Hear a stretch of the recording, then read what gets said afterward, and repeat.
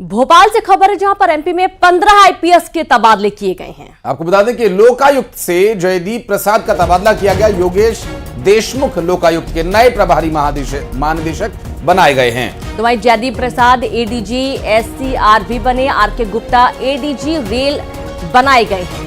आपको बता दें कि संजीव शमी एडीजी टेलीकॉम, राजा बाबू सिंह को एडीजी ट्रेनिंग बनाया गया है और चंचल शेखर एडीजी एसएएफ बनाए गए हैं। तो वहीं गौरव राजपूत को आईजी रीवा बनाया गया है। लंबे समय बाद फील्ड पर भेजे गए हैं और इस तरीके से एक बहुत बड़ी प्रशासनिक सर्जरी कह सकते हैं, जहां पर कई 15 आईपीएस के तबादले किए गए हैं और अलग अलग जिलों में इन्हें ट्रांसफर किया गया है। तो चंचल शेखर को एडीजी एसएएफ की जिम्मेदारी दी गई, जबकि गौरव राजपूत आईजी रीवा का पदभार अब संभालेंगे। और राष्ट्रपति द्रौपदी मुर्मू आज रायपुर आने वाली हैं।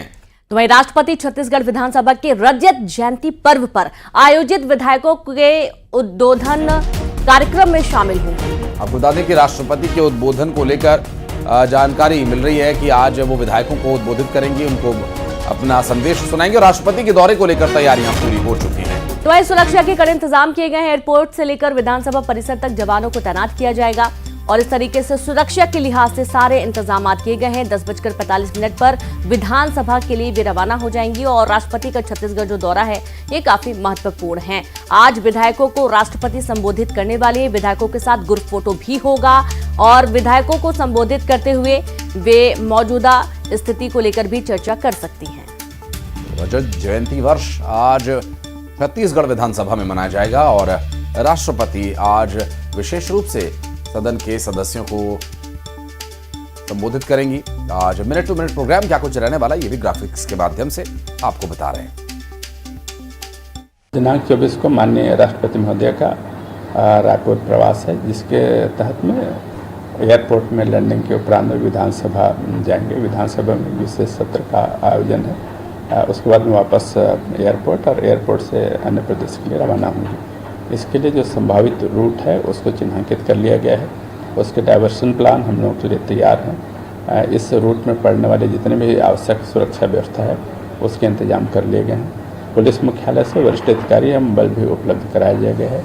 इसके तहत में लगभग 500 का अतिरिक्त बल हम लोगों के द्वारा रूट में और कार्यक्रम स्थलों पर तैनात किए जाएंगे।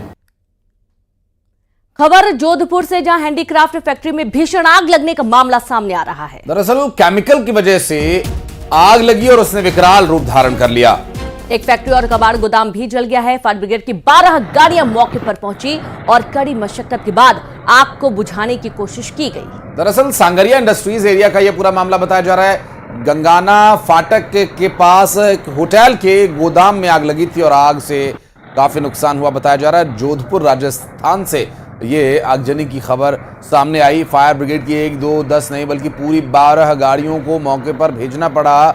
हैंडीक्राफ्ट फैक्ट्री में ये आग लगी थी और इस आगजनी से काफी नुकसान हुआ बताया जा रहा है। और अब खबर दिखाते हैं शहर शहर हुई मारपीट की, जहां उज्जैन में महाकाल मंदिर के बाहर श्रद्धालु और स्थानीय लोगों के बीच मारपीट हो गई। गाड़ी टकराने के बाद विवाद हुआ और मारपीट हो गई। तो वहीं श्रद्धालु इंदौर से दर्शन के लिए आए हुए थे। इस दौरान मारपीट का एक वीडियो भी सामने आया है। दरअसल रीवा में जमीन विवाद में दबंगों ने घर में घुसकर हमला किया था और इस हमले में महिला समेत 4 लोग घायल हो गए। तो सभी घायलों को अस्पताल भर्ती किया गया है। सिमरिया थाना क्षेत्र के कुम्हारा गांव का ये पूरा मामला है।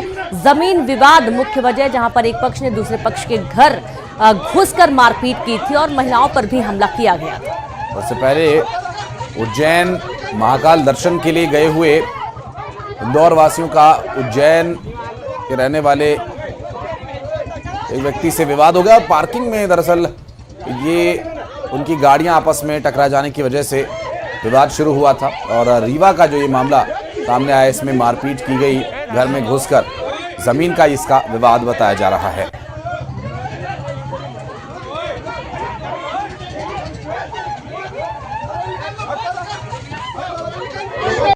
घटना पुराने जमीन के विवाद को लेके 3 बजे हमारे घर में चढ़ाई की, घर के अंदर जाके 3 बजे तड़ाके पहर मेरी गाड़ी थी, उसकी तोड़ फोड़ कर डाले, दरवाजा तोड़ डाले। हम अंदर पड़े थे 8-10 लाठी जब मुझे मारे तो ये इसको आवाज़ मिली तो ये भी गया, तो लड़ाई कर रहे हैं, इसको भी 5-6 डंडा मार दिए। जब हम लोग यहाँ आ गए, थाने आ गए, रीवा पहुँच गए, 5:30 बजे करीब पत्नी मेरी घर में थी। जब हम लोग वहाँ से आ गए तो उसको भी साथ मारपीट किए। अभी तक वो थाने में है, उसका कोई कार्रवाई थाने वाले नहीं कर रहे। और इंदौर में 13 मार्च को हुई 1.5 करोड़ रुपए कैश और 20 तोले सोना चोरी के मामले में बड़ा खुलासा हुआ। जिस बिल्डर के फ्लैट से चोरी हुई उसके लिव इन पार्टनर के जीजा ने वारदात को अंजाम दिया था और महिला को डर था कि बिल्डर उसे कभी भी छोड़ सकता है। दरअसल इससे उसने अपने जीजा के साथ मिलकर चोरी की प्लानिंग की और फिर खुद थाने में जाकर शिकायत की। महिला का जीजा आरोपी धीरू थप्पा पूर्व कांस्टेबल है। आपराधिक गतिविधियों में संलिप्तता के कारण 2010 में उसे पुलिस विभाग से बर्खास्त कर दिया गया था। आपको बता दें कि उसका साथी एक छोटू है जो इस चोरी की वारदात में शामिल था और इस चोरी को उसने अंजाम दिया। देखिए 20 करोड़ माफ कीजिएगा 13 मार्च को 1.5 करोड़ रुपए और 20 तोला सोना यहां से चोरी किया गया था। इंदौर की ये पूरी घटना जिसमें सीसीटीवी कैमरे में आरोपी नजर आए हैं और अब फिलहाल वो पुलिस की गिरफ्त में है।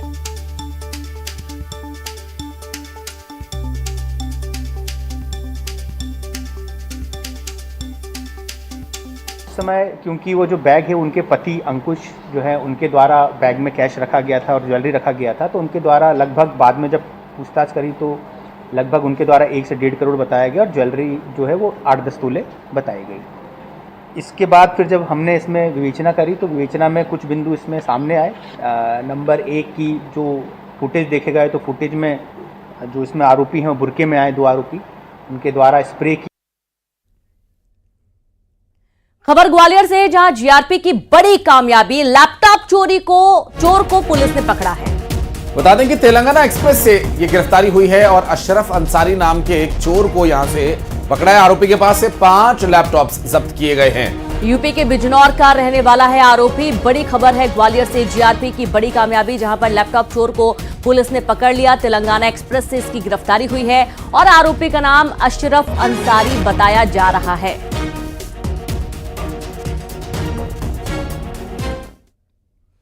भोपाल से खबर है जहां कचरे के ढेर पर नवजात मिला है। आपको बता दें कि बोरे में बंद कचरे के ढेर में नवजात के मिलने के बाद मिल रही जानकारी कि टैक्सी ड्राइवर ने उस बोरी को खोल करके बच्चे को बाहर निकाला। करोंद क्षेत्र के पीले क्वार्टर इलाके का ये पूरा मामला है। कमला नेहरू अस्पताल में भर्ती किया गया है। नवजात का इलाज जारी है, हालत स्थिर बताई जा रही है।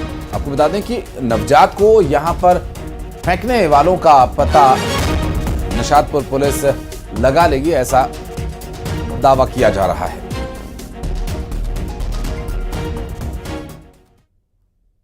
तो वहीं जबलपुर में भी पुलिस ने बड़ी कार्रवाई करते हुए अवैध रूप से बसे लोगों पर कार्रवाई की है। सिहोरा